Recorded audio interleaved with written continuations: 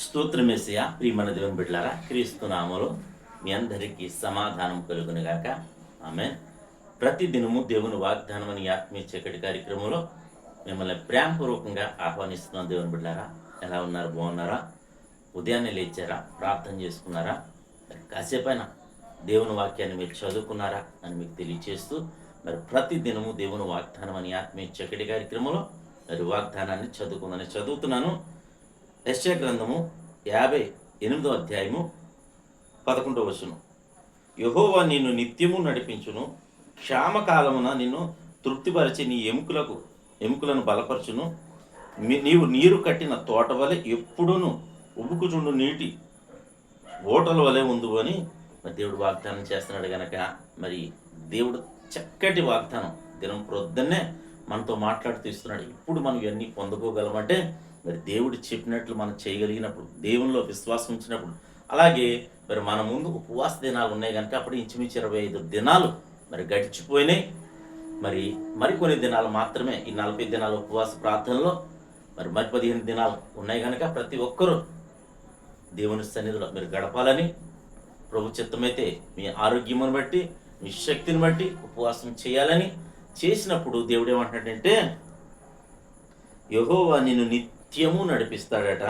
ఇంకేమంటాడంటే, ఎప్పుడు నువ్వు నీరు కట్టిన తోట వలె ఎప్పుడు ఉబుకుచుండు, మరి ఊటల వలె నువ్వు ఉంటావని దేవుడు వాగ్దానం చేస్తున్నాడు. క్షామకాలంలో నిన్ను తృప్తిపరిచి నీ ఎముకలకు బలాన్ని ఇస్తానంటున్నాడు.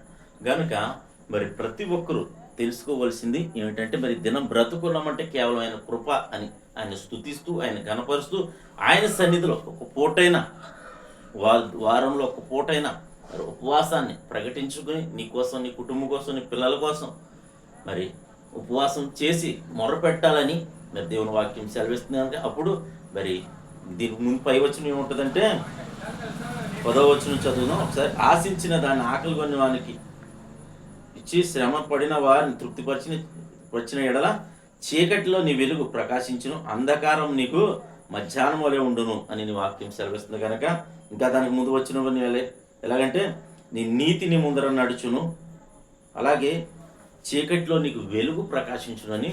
మరి ఎంత శ్రమలు, ఎన్ని ఇబ్బందులు, అన్ని మార్గాలు మూసుకుపోయినా సరే నీకు ఆయన మార్గాన్ని తెరుస్తాడు అని వాగ్దానం చేస్తున్నాడు. కనుక ప్రతి ఒక్కరూ ఆయనకు నచ్చినట్లు, దేవుడు కోరుకున్నట్లు మరి ఆయన సన్నిధిలో ఉపవాసం ఉండి మీరు ముందుకు సాగాలని మీకు తెలియచేస్తూ, ప్రతి దినము దేవుని వాగ్దాని మాటలు దేవుడు దీవించును గాక. ఆమెను ప్రార్థన చేసుకుందాం. స్తోత్రము తండ్రి, వందనాలు యేసయ్య. ప్రతి దినము దేవుని వాగ్దానం అని ఆత్మీయ చక్కటి కార్యక్రమాల తండ్రి మీరు ఇస్తున్న వాగ్దానం బట్టి స్తోత్రాలు. ఎంతమంది ప్రజలు ప్రభా వాగ్దానం చదువుతున్నారు, రోడ్డు మార్గం వెళ్తున్నారు, యూట్యూబ్ ద్వారా, షేర్ చేయడం ద్వారా, ఫేస్బుక్ ద్వారా ప్రతి ఒక్కరితో నా తండ్రి మీరు మాట్లాడమని, బలపరచమని, దీవించమని, నీ కృపతో కుమ్మరించమని ప్రార్థిస్తున్నాను. అలాగే ప్రభా ఇరుగు పొరుగు బంధువులందరినీ మీరు జ్ఞాపకం చేసుకోండి నాయన. మా గ్రామాన్ని, మా రాష్ట్ర, మా దేశాన్ని కాచి కాపాడమని, అందరికీ నీ రక్షణ భాగ్యాన్ని దయచేయమని, అలాగే మా భారతదేశాన్ని కాపాడమని. దినం రోగులు ఎవరైనా ఉంటే ప్రభా వ్యాధి బాధలతో, శోధనలతో, అప్పులతో, ఇబ్బందులతో, నిందల అవమానాలు, పోరాటాలు ప్రభా నేను రకరకాలైన పరిస్థితుల్లో ఉన్నారు నీ ప్రజలు.